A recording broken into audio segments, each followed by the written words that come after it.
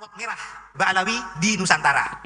Bahkan yang dihina, dicaci maki itu, waduh, itu tidak hanya orang-orang sembarangan. Korban-korbannya itu ada para kiai, para ulama. Ada sebutan dalam sejarah kontemporer, berguru kepada satu Habib bodoh lebih baik daripada berguru kepada 70 kiai yang alim. Keluarga Wali Songo juga dinistakan, seakan-akan gak jelas nasabnya, keturunannya juga tidak ada. Ini kami mengambil dari data LWC Vandenberg tentang masalah Arab, koloni Arab dari Hadramaut, jadi ada asal usulnya. Jadi ternyata kalau kita lihat di sini bersama, bahwasanya pada abad 19, yakni tahun 1859, itu adalah masa kedatangan yang terdata dengan baik oleh pihak Belanda. Assalamualaikum warahmatullahi wabarakatuh, teman-teman Pandan Cili 717. Saat ini masih banyak sekali kita dengarkan tentang hiruk pikuk di jagat dunia maya yang membicarakan tentang klan Ba'alawi dan klan Wali Songo. Jadi dari keturunan atau dari Ba'alawi itu yang disebut Habib. Para Habib itu memang selama ini kita kenal beliau itu adalah dzurriyyahnya Rasulullah SAW. Dan di satu sisi ada klan Jawa istilahnya, apa orang mengatakan, atau keturunan Wali Songo yang mana beliau juga merupakan keturunan Rasulullah SAW.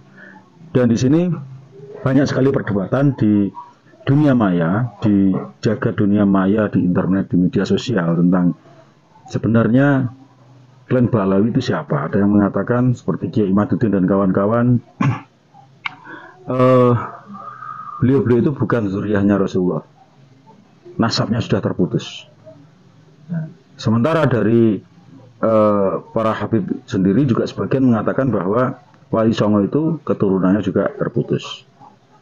Nah, mana yang benar, mana yang salah kita belum tahu.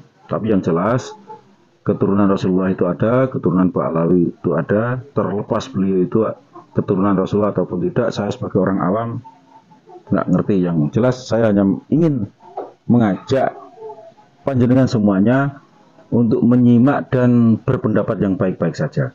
Kita hormati beliau karena ilmunya, kita takzim beliau karena suri tauladanya, bukan karena apa-apa. Itu sebagian memang berpendapat semacam itu, dan saya sangat sependapat dengan hal tersebut. Mungkin ini salah satu pemicu ya. Jadi Habib Bahar itu pernah menyebut bahwa keturunan Wali Songo sudah tidak ada. Jadi keturunan Wali Songo itu sudah tidak ada. Itu menurut Habib Bahar.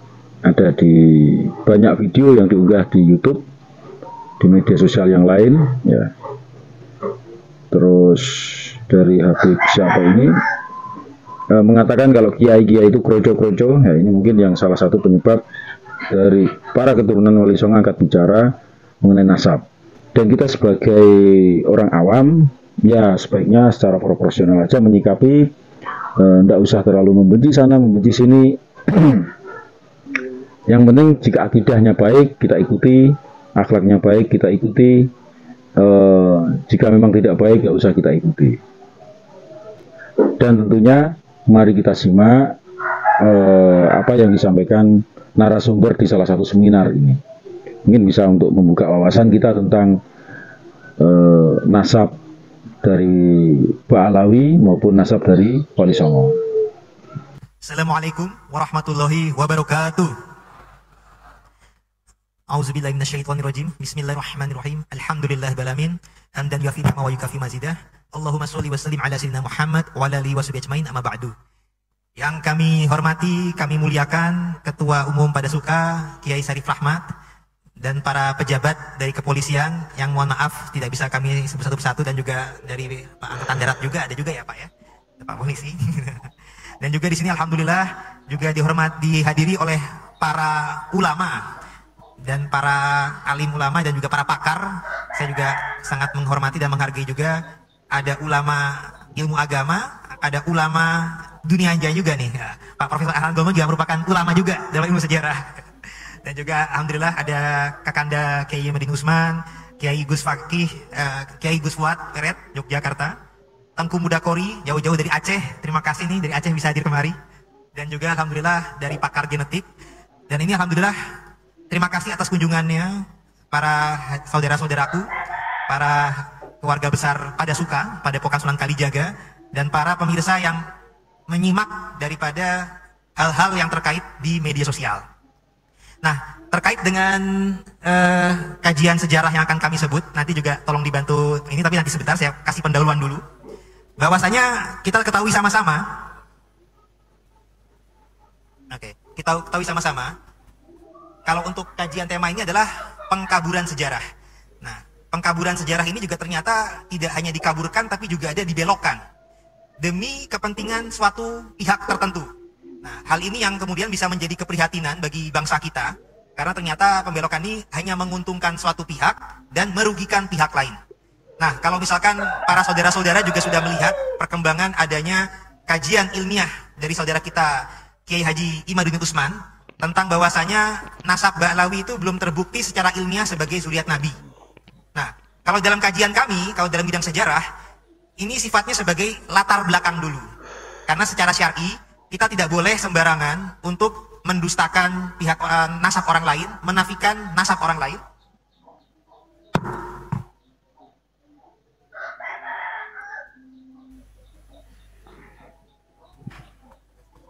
Saya ulang. Jadi kita dalam syar'i tidak boleh sembarangan meragukan, mendustakan, menafikan nasab orang lain tanpa hujah yang jelas, tanpa bukti dan saksi. Karena hukumnya apabila kita melakukan demikian secara sembarangan, itu hukumnya dosa sama seperti dosa qazaf, menuduh zina tanpa bukti dan saksi. Nah, untuk itu kita perlu mengkaji dulu bahwasanya masalah menafikan ini sendiri apakah ada hujah yang tepat atau tidak. Karena ada pengecualiannya masalah menafikan nasab ini. Nah, contoh dalam bidang waris. Suatu pengadilan agama tentunya apabila ada suatu klaim ahli waris, yang satu asli, yang satu lagi sebenarnya palsu tapi ngaku asli, kemudian mengajukan sebagai ahli waris yang sah, tentunya pihak pengadilan agama atau hakim tuh boleh meneliti, boleh meragukan yang satu palsu atau yang lain sampai ketemu bukti. Nah, suatu ketika ketemu bukti, ini boleh didustakan karena apa? Salah satunya dapat rentan merugikan hak orang lain. Jadi penafian nasab itu boleh dilakukan apabila ada suatu klaim nasab yang dapat rentan merugikan orang lain atau merugikan pihak lain. Nah, kalau tidak ada yang merugikan siapa-siapa, kita dalam ajaran Islam juga harus menjaga aib. Tidak perlu kita buka aibnya, terserah orang mau mengakui sebagai keturunan siapa, selama tidak merugikan hak-hak orang lain. Nah, tapi nyatanya ada hal-hal yang dapat merugikan hak orang lain. Ini kita temui dari saudara seiman kita dari kalangan kaum keturunan imigran Arab Hadrami di Indonesia. Nah, kami sangat sayangkan banyak sekali oknum-oknumnya itu yang dapat merugikan pihak orang lain. Nah, itu yang akan kita kaji latar belakangnya dalam sejarah kita juga. Karena apabila dalam sejarah ternyata memang faktual mereka banyak merugikan pihak orang lain, maka kita boleh mengkritisi dan mengkaji nasab mereka, baik secara ilmu nasab maupun secara ilmu genetik. Jadi kajian kami yang secara sejarah ini sekedar latar belakangnya. Nanti yang mengkaji validitas nasabnya dari pakar ilmu nasab, Kiai Imaduddin Utsman, dan Teguh Qori, dan juga dari pakar genetik. Jadi kajian sejarah ini sebagai latar belakangnya dulu supaya pas secara syar'i. Karena kalau tidak ada terbukti, kita juga rentan dosa, dan kami juga takut dosa untuk itu. Nah, jadi kalau sejarah ini juga ada sejarah kontemporer, ada sejarah masa lalu. Kalau sejarah kontemporer yang sekarang ini kita lihat, banyak oknum-oknum dari kaum Ba'lawi Hadrami Yaman ini yang mengaku sebagai zuriat Nabi, tapi kok sifatnya caci maki, menghina kebun binatang. Itu kalau kita lihat di medsos itu sudah ada kata-kata anjing, jangkrik, curut, kebo, macam-macam itu. Padahal ngakunya sebagai zuriat Nabi. Rasulullah saja akhlaknya rahmatan lil alamin, harusnya memberikan contoh yang baik sebagai keturunan yang kalau memang asli keturunannya ya, kalau memang asli harusnya memberikan contoh yang baik. Karena ibaratnya buah itu tidak jatuh jauh dari pohonnya. Nah, kalau pohonnya itu pohon mangga misalkan, harusnya buahnya ya manis juga. Tapi ini kok marah memberikan teladan yang tidak baik di masyarakat. Bahkan yang dihina, dicaci maki itu, waduh, itu tidak hanya orang-orang sembarangan. Korban-korbannya itu ada para kiai, para ulama. Ada sebutan dalam sejarah kontemporer, berguru kepada satu habib bodoh lebih baik daripada berguru kepada 70 kiai yang alim. Jadi merendahkan para kiai. Udah gitu, kepala negara kita saja ada berbagai video yang juga dicaci maki oleh tokoh-tokoh oknum. Kita di sini karena ini semangat ilmiah, saya bukan menyerang secara pribadi ya Pak Polisi ya, aman ini Pak. Intinya kami menyerang fenomena yang adanya Pak. Bahwasanya ada tokoh oknum tertentu yang jangankan ini kepala negara kita saja berani mereka hina berani mereka caci maki. Gimana rakyat kita yang lain-lain, yang masyarakat bawah? Kalau kepala negara saja juga berani mereka hina. Nah juga ada bahkan kalau dalam kalangan agama itu sekelas Sultanil Aulia Syekh Abdul Qadir Al-Jailani pun direndahkan, seakan-akan makomnya di bawah tokoh mereka. Nah keluarga Wali Songo juga dinistakan, seakan-akan nggak jelas nasabnya, keturunannya juga tidak ada. Nah jadi kalau kepala negara, ulama sekelas tokoh Sultanil Aulia, keluarga besar Wali Songo yang Wali Songonya itu sangat berjasa di negeri kita, semua direndahkan. Ini kita patut bertanya-tanya, ini kok orang ngaku zuriat Nabi tapi kok akhlaknya nggak baik, nggak menjaga akhlak yang baik. Nah makanya latar belakang sejarah ini kita sifatnya mengkaji karakteristiknya mereka dulu, atau kalau kami sebutnya kajiannya untuk rapot merah Ba'alawi di Nusantara. Jadi kalau yang baik-baik ya seminar yang lain saja, karena kita sini fokusnya emang mengkajinya yang hal-hal yang negatif untuk menjadi kewaspadaan. Ini bukan sekedar untuk kita mengungkap aib orang lain, tapi sifatnya untuk menjadi kesadaran bagi anak bangsa. Kita harus waspada karena ada pihak-pihak yang merasa menjadi tuan di negeri kita, sombong, rasis, dan merendahkan yang lain. Oke, silahkan di slide berikutnya. Baik, ini kami mengambil dari data LWC Vandenberg tentang masalah koloni Arab dari Hadramaut. Jadi ada asal-usulnya. Jadi ternyata kalau kita lihat di sini bersama, bahwasanya pada abad 19, yakni tahun 1859, itu adalah masa kedatangan yang terdata dengan baik oleh pihak Belanda. Jadi bukan berarti mereka baru masuk di abad 19, tapi di abad 19 ini kaum Arab Hadromi ini mulai datang secara bergerombol, terdokumentasi, kemudian juga ada dilantik kapiten-kapiten Arab oleh pihak Belanda untuk bisa mengontrol masyarakat Arab di masanya. Dan juga kemudian pihak Belanda juga mengatur kelas di masyarakat di bumi Nusantara saat itu. Kelas pertama adalah dari bangsa Eropa, kelas kedua dari kaum Arab dan Cina, dan kelas tiga adalah kaum pribumi. Nah, namun demikian dari data tersebut kita bisa lihat ternyata selain dari abad 19, pihak Belanda pun tahu bahwasanya orang Arab ini atau Arab Ba'alawi atau Hadrami ya, berasal dari Hadramaut Yaman. Di sini juga ada kajian tentang bahkan masuk di Aceh. Ulama Aceh Nuruddin Aramiri itu konon dianggap sebagai bagian daripada keluarga Ba'alawi dari Al-Idrus. Nah ini kita masih akan kita teliti kembali. Andai kata betul bahwasanya propaganda Ba'alawi sudah dimulai di abad 17, andai kata salah ya berarti juga bukti adanya suatu Ba'alawisasi atau Yamanisasi. Karena kadang-kadang ini merupakan pengkaburan sejarah di Nusantara. Kadang-kadang ada yang bukan dari kalangan Ba'alawi, namun di masa kemudian diba'alawikan. Nah, jadi ini kita sifatnya, saya pun tidak menjustifikasi. Intinya dari data yang kita sajikan pada abad 17 tahun 1600 di Aceh, Nuruddin Aramiri ini adalah disebut oleh peneliti kita juga almarhum dari UIN juga, bahwasanya merupakan farmnya dari Al-Idrus dan juga melakukan propaganda. Propaganda ini bisa bermakna positif atau negatif ya, karena dalam bahasa Inggris. Jadi propaganda Hadromi ini sudah dimulai di abad 17. Nah, slide selanjutnya. Nah, ini adalah untuk di abad ke-18. Tahun 1700-an tentang masalah ratu yang di sini ada disebutkan di Ratu Banten. Jadi perlu saya ceritakan, ini juga merupakan bagian sejarah awal rapot merah Ba'alawi di Nusantara. Jadi kami dalam keluarga Banten ini ternyata sudah dari abad 18 Masehi, kurun tahun 1750 sampai 1952, ternyata sudah ada upaya kaum Ba'alawi yang mengkudeta tahta Kesultanan Banten. Waktu itu adalah Ratu Syarifah Fatimah yang mengkudeta tahta Kesultanan Banten dari Sultan Zainal Arifin di kurun tahun 1750. Nah, ini juga artinya dari abad 18 sudah masuk kalangan Ba'alawi. Dan ini pasti kalangan Ba'alawi karena di masa lalu itu sudah masa penjajahan VOC, di mana VOC itu bekerja samanya sudah kita mafhum mendatangkan para kalangan Said Syarif yang mereka ketahui Said Syarif ya, itu dari daerah Hadramaut Yaman, bukan dari daerah lain. Jadi ketika ada gelar Ratu Syarifah Fatimah, yaitu maksudnya adalah dari kalangan wanita Hadromi Ba'alawi. Nah, beliau ini sempat menjadi janda dari Kapiten Bugis, kemudian sudah punya seorang putri dan sudah punya seorang menantu yang merupakan bagian dari keponakannya sendiri, karena kan nikahnya antar kerabat. Nah itu kemudian sang janda ini, ratu ini menikah dengan Sultan Banten yang bergelar Sultan Zainal Arifin. Nah Sultan Zainal Arifin ini sebenarnya sudah punya putra mahkota yang nantinya alhamdulillah kembali naik tahta dengan gelar Sultan Zainal Asikin. Tapi ketika itu masih menjadi seorang putra mahkota Pangeran Gusti. Kemudian terjadilah suatu kudeta di mana Ratu Syarifah Fatimah ini meracuni Sultan Banten tersebut. Kemudian putra mahkota yang bukan anak kandung beliau ya, dari putra mahkota dari istri yang sebelumnya, itu juga kong kali kong dengan VOC itu diasingkan ke Sri Lanka. Nah, sehingga kemudian Ratu Syarifah Fatimah bekerja sama dengan VOC menjadi ratu di Banten dan mengangkat menantu sekaligus keponakannya yang bernama Syarif Abdullah sebagai Sultan Banten, yang sama sekali bukan keturunan daripada Trah Banten, tapi dari kalangan Ba'alawi.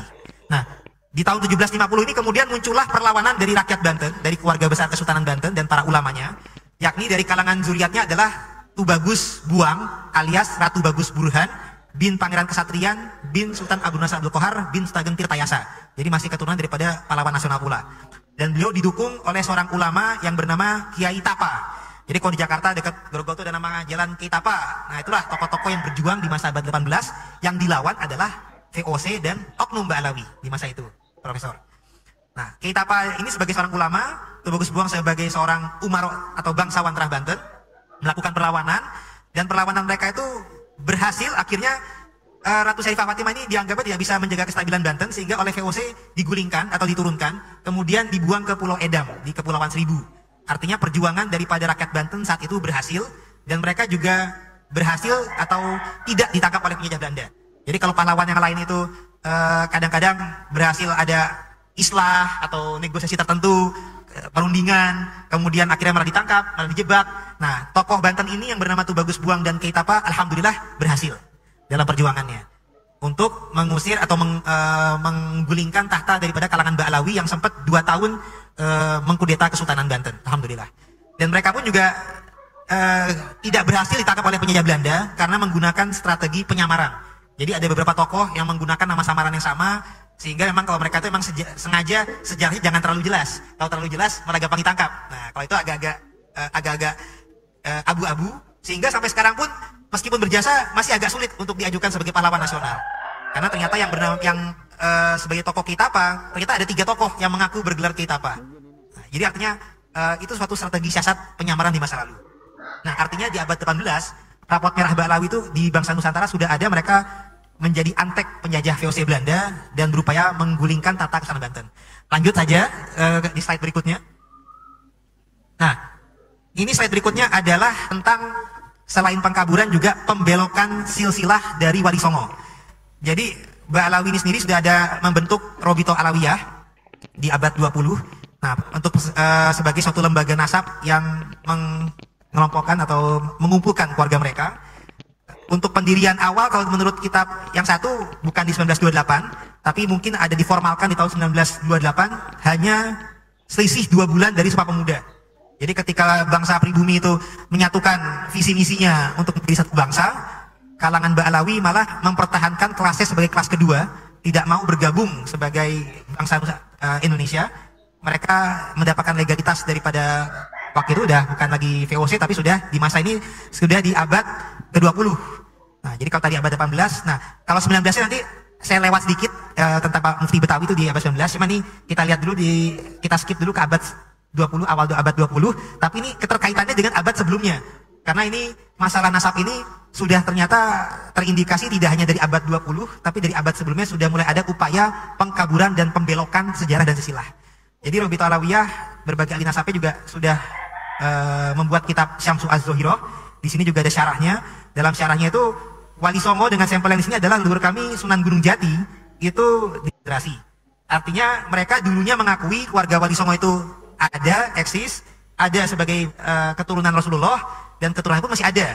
Tapi di masa-masa kemudian ada pembelokan lagi, ada pengkaburan lagi. Robito Alawiyah mengakui ada, tapi kemudian menyampaikan keturunannya tidak bisa mereka sahkan. Mereka padahal ada data tertulisnya, keturunan-keturunan Sunan Gunung Jati daripada jalur Kesultanan Banten itu ada. Tapi mereka yang menyatakan tidak ada data yang meyakinkan untuk mendata keturunan ke bawahnya karena tidak tersensus oleh mereka selama 5 abad. Nah, klaimnya mereka seperti itu. Nah, satu lagi dari kalangan Naqobatul Asrof, pimpinan Ali Zainal Abidin Assegaf dan Ali Din, itu menyampaikan lebih jauh lagi bahwasanya Wali Songo sebagai zuriat Nabi pun belum tentu benar. Jadi yang tadinya di sini udah ditulis sebagai zuriat Nabi, di lain pihak Wali Songonya pun diragukan. Dinyatakan bahwasanya yang tercatat dalam ahli nasab Yaman hanya dari Rasulullah sampai dengan Abdul Malik saja, sedangkan dari Abdul Malik sampai dengan Wali Songo itu dikaburkan atau dibelokkan seakan-akan tidak jelas. Jadi Wali Songo itu belum tentu keturunan Rasulullah, apalagi keturunannya gitu. Itu ada sejarah kontemporer yang berkembang sampai dengan sekarang, Profesor. Jadi sudah ada yang namanya pengkaburan dan pembelokan sejarah kepada keluarga Wali Songo. Nah, tapi keluarga Wali Songo insya Allah menanggapinya tidak dengan emosional, tapi kami dengan kajian ilmiah, sehingga nanti juga akan ditampilkan juga manuskrip-manuskrip kami yang ternyata kita kaji kembali apakah betul Wali Songo leluhur kita itu memang keturunan jalur Ba'alawi Yaman, apakah tidak. Nah ternyata Profesor, dalam data yang ada, Wali Nusantara ini ada 2 jalur muasal. Ada yang dari jalur Maghribi atau Maroko, ada yang dari jalur Samarkand Uzbekistan. Jadi contoh yang tokoh-tokoh yang dalam sejarah di Pulau Jawa itu tokoh yang bernama Maulana Maghribi, nah datangnya dari Maghrib. Ternyata bukan Maulana Yamani, bukan Maulana Hadrami. Nah, begitu pula tokoh yang ayahnya Sunan Ampel, Ibrahim Asmarakandi, berasal dari Samarkand Uzbekistan, bukan dari Yaman. Nah, ini ternyata bukti silsilah yang ada ini pembelokan. Kok silsilahnya dari jalur Asmakan Ba'alawi disambungkannya malah ke jalur Ba'alawi muasal Yaman. Nah, jadi akhirnya kita secara sejarah sudah mulai melihat ternyata memang ada pengkaburan dan bahkan pembelokan. Dan ini kita indikasi ada kepentingan mereka juga. Karena Wali Songo itu berjasa atas dakwah Islam di bumi Indonesia. Bahkan umat Islam terbanyak di dunia adanya di Indonesia. Dan jasanya itu dari jasa dakwah Wali Songo. Nah mereka mau menumpang ketenarannya keluarga Wali Songo, mengaku Wali Songo itu sebagai bagian dari keluarga mereka. Nah, tapi kemudian keturunannya mereka hilangkan jejaknya. Sehingga seakan-akan yang jelas sebagai zuriat Nabi adalah mereka. Dan mereka ingin menjadi majikan di negeri ini. Nah itu indikasinya tersebut. Nah slide berikutnya mungkin bisa dilanjutkan.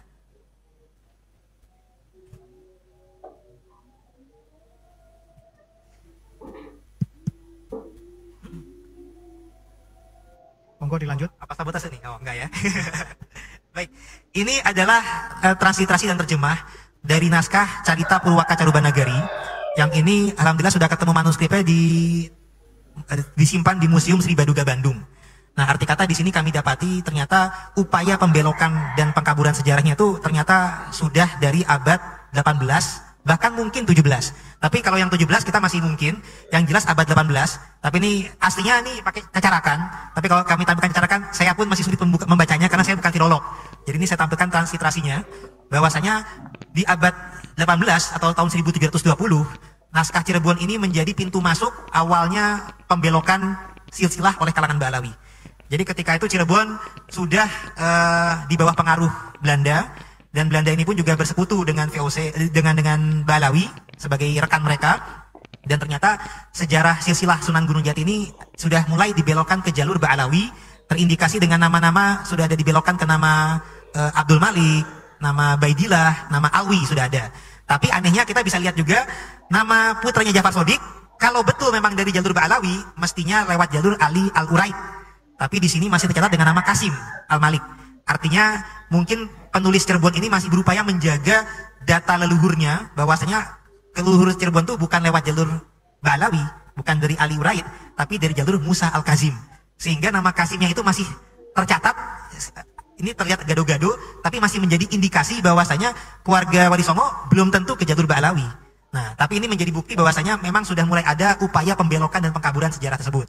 Nah, makanya di tampilan berikutnya, ini kita dengan PDF, bisa mulai tampilkan, kita setelah meneliti, ternyata dari manuskrip-manuskrip yang lebih, bukan yang ini, yang PDF, setelah itu baru yang ini nanti.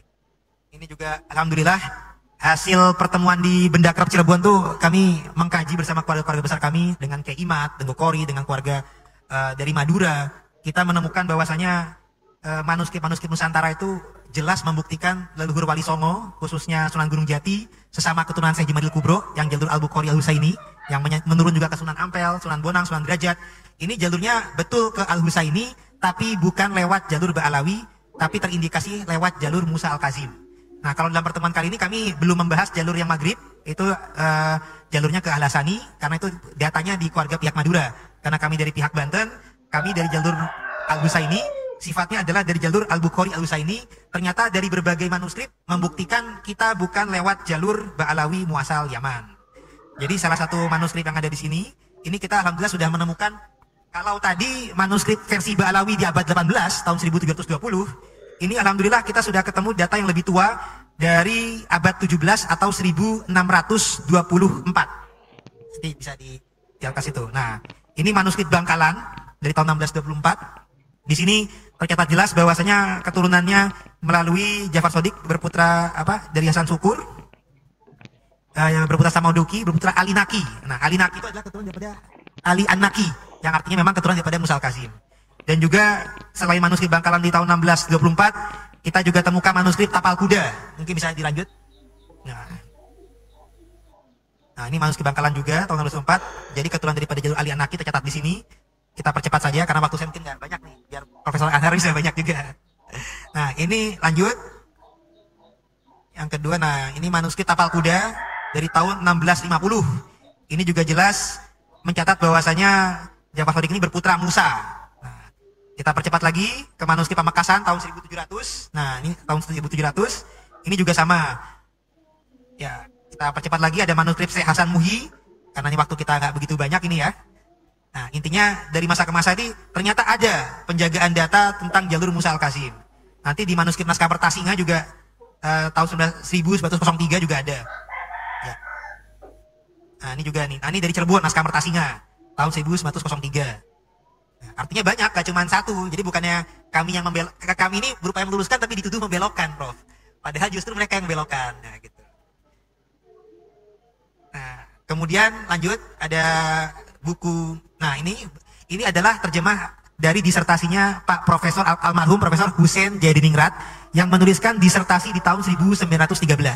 Jadi di masa beliau saja, beliau mencatat silsilah Sunan Gunung Jati dari berbagai sumber data, sama sekali tidak ada yang berjalur ke Ba'alawi. Bahkan di halaman yang bagian bawah itu dari data sejarah para wali Sunda tercatat jelas melalui Musa yang anaknya Raja Penghulu Sidik.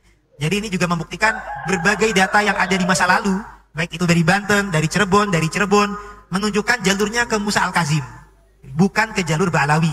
Nah, ini bukti bahwasanya pengkaburan dan pembelokan sejarah itu nyata adanya. Lanjut. Nah, ini juga terjemah dari manuskrip Keprabuan Cirebon, juga sama melalui jalur Musa Al-Kazim bin Jafar Shodiq. Lanjut lagi saja, ini terjemahnya. Nah, ada lagi juga manuskrip. Lanjut. Nah, ini juga manuskrip Kiai Basori Kuningan tahun 1785 di abad 18. Nah, lanjut lagi juga ada berbagai. Lanjut lagi saja. Nah, ini juga ada manuskrip Kang Raksan Cirebon. Nah, ya sekian yang masalah. Nah, kita kembali. Nah, artinya dari berbagai manuskrip kuno ini kita sudah mendapati bukti bahwasanya keluarga Wali Songo ini bukan berjalur ke Ba'alawi, tapi sebaliknya ke jalur Musa Al-Kazim. Nah, alhamdulillah kalau dalam status ilmu nasab, contoh kalau pihak orang keturunan Katon Jogja, maka perlu mengajukan pengesahan silsilahnya itu ke Kancingan, pasti ke Keraton Jogja.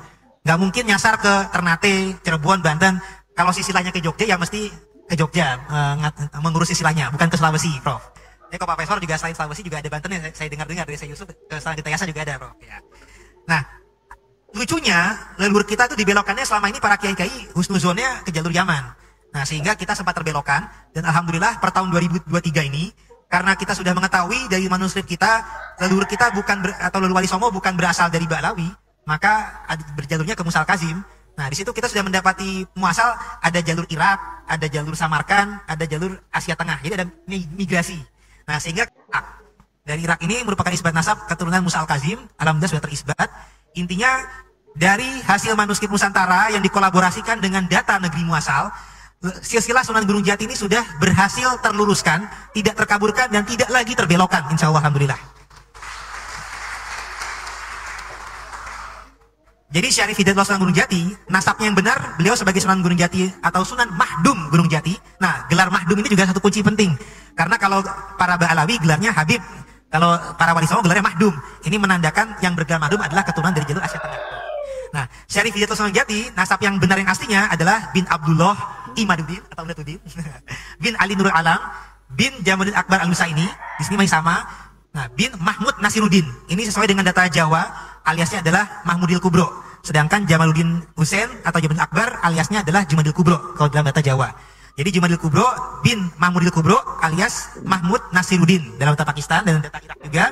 Atasnya lagi dari Mahmud Nasiruddin bin Jalaluddin Al-Bukhari, bin Ahmad Kabir, bin Husain Jalaluddin, bin Ali, bin Ja'far, bin Muhammad, bin Mahmud, bin Abdullah, bin Ali Az-Zaki, bin Ali, bin Ja'far Az-Zaki, kemudian bin Ali An-Naki atau An-Naqawi, bin Muhammad Al-Jawad At-Taqi, bin Imam Ali Arido, bin Musa Al-Kazim, bin Ja'far Shadiq, bin Muhammad Al-Bagir, bin Ali Zainal Abidin, bin Imam Husain, bin Imam Ali bin Abi Thalib yang menikah dengan Sayyidah Fatimah Zahra binti Rasulullah Muhammad sallallahu alaihi wasallam.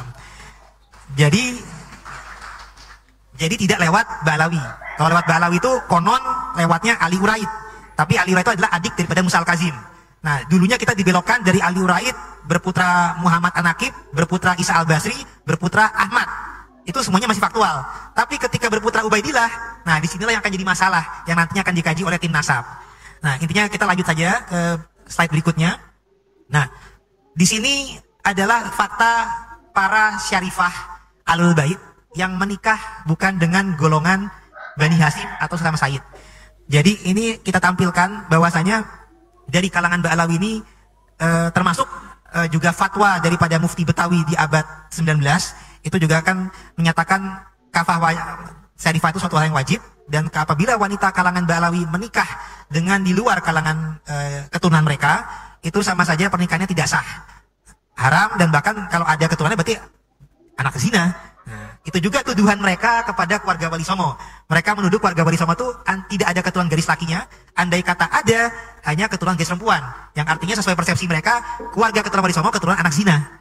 Nah, itu yang amat kami sayangkan. Memang kalau masalah fikih itu suatu hal yang khilafiyah, ada yang ikhtilaf dan perdebatan. Tapi karena kita kajian sejarah, kita di sini tampilkan dalam aspek sejarahnya saja.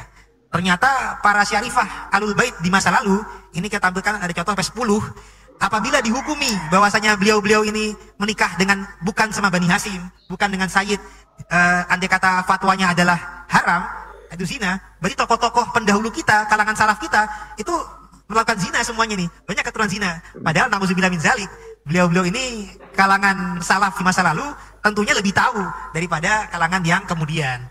Jadi di sini bisa dibaca sendiri. Sebentar, saya juga akan pakai kacamata ini. Ya, karena ada permintaan persingkat, kita lanjut saja kalau gitu. Yang penting ini bukti bahwasanya sudah ada fikih yang tidak sesuai dan bahkan menjadi merendahkan bangsa kita. Nah, saya lanjut kembali. Kalau ini sebentar. Cukup dulu ya. Oke. Sebentar. Intinya pengkaburan silsilah Wali Songo sudah jelas. Saya persingkat saja, dan juga kita perjelas juga di sejarah kontemporer. Selain ini ada tokoh-tokoh tertentu yang kita nggak perlu sebut namanya, tapi ini aja pembelokan sejarahnya ini sudah ke skala pembelokan ke arah begal nasab dan begal makam. Jadi kalau ada yang menuduh keluarga Wali Songo itu melakukan begal nasab dan begal nasab, ternyata kami sampaikan justru sebaliknya, ada yang melakukan begal nasab dan begal makam. Contoh di Jogja ada tokoh Kanjeng Rento Menggung Sumo di Ningrat atau Sumo di Ningrat yang merupakan menantu Hamengkubuwono II, dibelokkan nasabnya ke jalur Ba'alawi, kemudian makamnya pun juga diklaim sebagai tokoh Ba'alawi, artinya baik nasabnya maupun makamnya jadi dibegal. Padahal dalam data Kepatihan Keraton Jogja, beliau itu adalah keturunan daripada Ki Ageng Ngerang, bukan ke jalur Ba'alawi. Nah, kalau dibelokkan ke Ba'alawi, khawatirnya jadi keturunan Ki Ageng Ngarang-ngarang, karena tidak berdasarkan data. Dan tidak hanya beliau, Pangeran Diponegoro juga dibelokkan, dan juga tokoh Raja Cirebon yang ada di Jogja, Panembahan Girilaya, itu juga dibelokkan, dialiaskan sebagai Muhammad Qodi bin Yahya. Kalau yang tadi ada Hasan bin Toha bin Yahya.